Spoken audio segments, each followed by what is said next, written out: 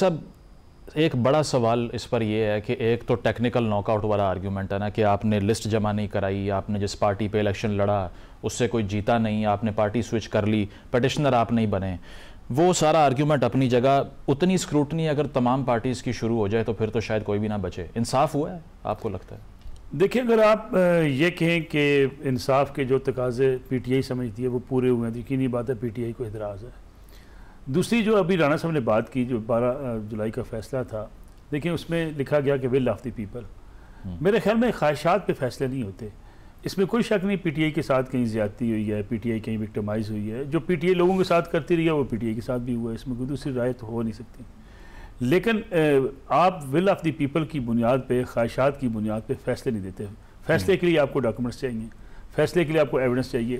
مان لیا کہ پی ایم ایل این یا پیپلز پارٹی کے انتخابات جو ہوئے ہیں وہ بھی ایسے ہی ہیں کہ ٹھیک ہے جی انہوں نے فیصلہ کر لیا اور ایک پوری پارٹی کے عہدیدار منتخب کر لیے گئے. لیکن جو ریکوائرمنٹ ہے انہوں نے پوری کرنے کے لیے اس کو ریکوائرمنٹ پوری کی نا.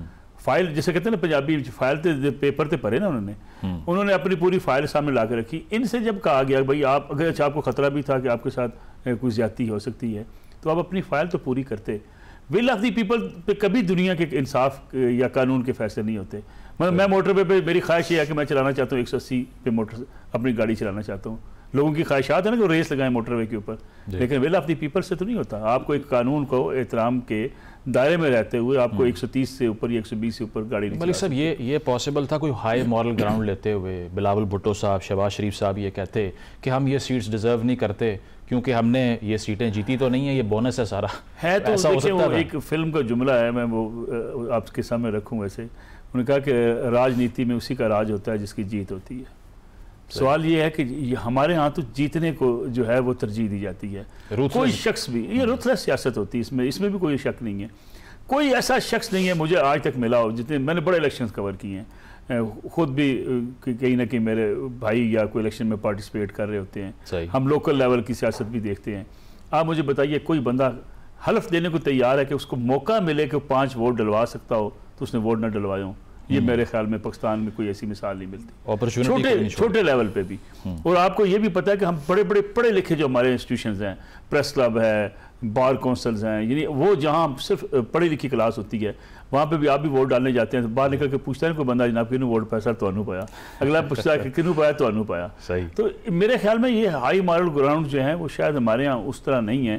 اور یہ اگر ہوتی تو دیکھیں نا, ماضی میں جب آپ سے کہا جا رہا تھا کہ ہم 2 سیاسی جماعتوں کو ختم کر کے آپ کو لا رہے ہیں تو آپ کہتے ہیں مجھے نہیں چاہیے. تو یہ شاید یہ کتابی یا کہیں تقریروں میں تو یہ ہو سکتا ہے کہ میں کہوں آئیڈیل چیز ہے, لیکن جتنا جس کو موقع ملے وہ اس سے پیچھے نہیں ہٹتا. صحیح. حماد صاحب ایک تو اس پر بھی کامنٹ کر دیجئے, یہ جو قومی اسمبلی کا چینج ہے, اور اس کے علاوہ خواجہ آصف صاحب نے کہا کہ ان کو یہ محسوس ہوتا ہے کہ پختونخوا میں جو اپوزیشن کی پارٹیاں ہیں وہ شاید الائنس بنا کر گنڈاپور صاحب کی حکومت کو ختم کر دیں. جواب میں گنڈاپور صاحب نے یہ کہا کہ خان صاحب کی امانت ہے یہ اسمبلی, جب وہ کہیں گے میں اس کو ڈیزالو کر دوں گا.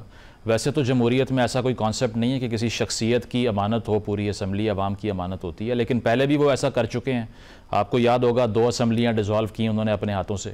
تو اب آ کر جو پختونخوا میں بھی اگر ان سے اقتدار لے لیا جاتا ہے, یہ فیئر ہوگا کہ اگر ان کو پورے سسٹم سے ہی ہم ایکسکلوڈ کر دیں تو مزید مشکل پیدا ہوگی حکومت کے لیے, نہیں؟ دیکھیں, خواجہ صاحب نے جو بات کی کہ وہاں پر اپوزیشن مل کر عدم اعتمادی آئی, تو ایسا عملی طور پر فی الحال ناممکن ہے, کیونکہ اس وقت تقریباً 28 ممبران ہیں خیبر پختونخوا اسمبلی میں.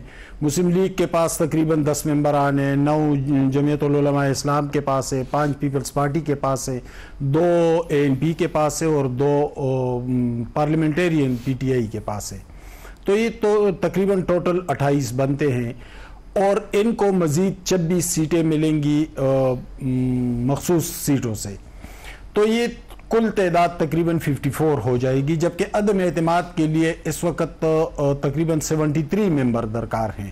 تو 73 ممبر کہاں سے آئیں گے؟ 73 ممبر وہاں سے آئیں گے جو خیبر پختونخوا اسمبلی کے اندر, میں تو پہلے دن سے کہہ رہا ہوں کہ کئی گروپس موجود ہیں, شدید ناراضگیاں موجود ہیں.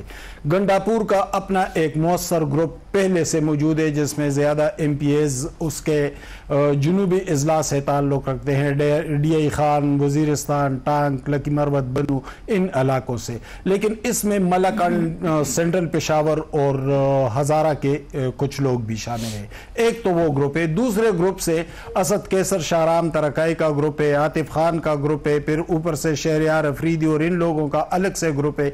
ایک تو یہ گروپس موجود ہے. ضروری نہیں ہے کہ یہ گروپ ہمیشہ باہم یکجا رہیں، بلکہ ان گروپوں میں وقت کے ساتھ یہ دیکھیں گے، مختلف معاملات کو دیکھیں گے اور اس کے مطابق یہ اپنی نہیں. ہمارے صاحب ابھی بھی آج کی بھی خبر ہے نا، آج کی بھی خبر ہے، جنید اکبر صاحب نے کہا کہ احتجاج گنڈا پور صاحب کی وجہ سے شروع نہیں ہو رہا. بیرسٹر سیف نے کہا کہ جنید صاحب سے کام نہیں ہو رہا، آپ گھر بیٹھ جائیں. تو یہ ڈویژن تو بہت زیادہ ویزیبل ہے جس کی آپ بات کر رہے ہیں.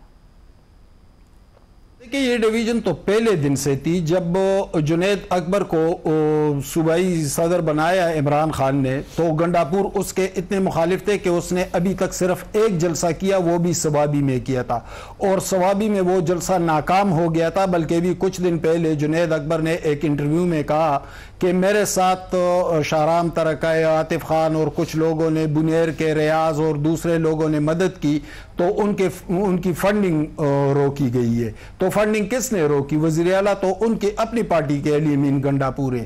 اب گنڈا پور ایک ایسی پوزیشن پر آ چکے ہیں کہ ان کو ہٹانا عمران خان کے لیے مشکل نہیں بلکہ ناممکن ہو گیا ہے. ایک تو ان کا اپنا ایک مؤثر گروپ موجود ہے، دوسرے اپوزیشن کی ایک بڑی تعداد اسمبلی میں آ جائے گی، اور دوسرے کئی گروپس موجود ہیں. تو اس وقت عمران خان کے لیے کم از کم عمران کی مرضی سے کوئی چینج نہیں آ سکتی. خیبر پختونخوا میں چینج آئے گی بھی تو کسی اور کی مرضی سے آئے گی، سیاسی جماعتوں کی مرضی سے. ہمارا سب شارٹلی آپ کہہ رہے ہیں نا ان کو ہٹانا ناممکن ہے، تو پھر یہ مائنس عمران والی بات جو علیمہ خان صاحبہ نے بھی کر دی کہ لگتا یہی ہے کہ ان کو مائنس کر دی ہے، پوچھے بغیر بجٹ پاس ہو گئے، تو گنڈا پور صاحب پھر انڈیپینڈنٹ ہوتے جا رہے ہیں.